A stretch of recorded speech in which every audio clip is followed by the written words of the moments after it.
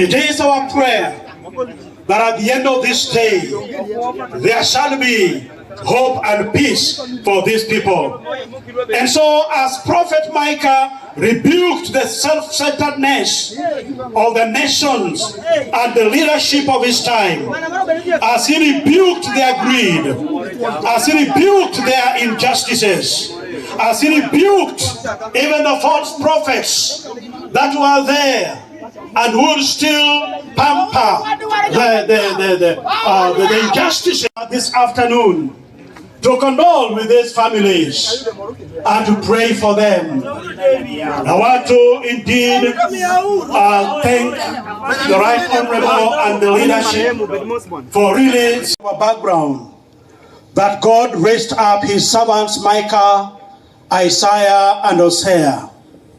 And I want to praise God that every time in the history of humankind, God has always raised up men and women to stand up for the cause of justice of his people.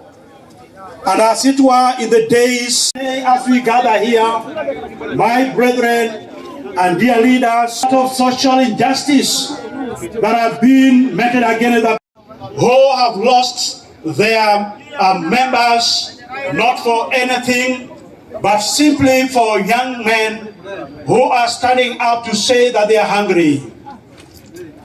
And people don't seem to care. It is in that kind of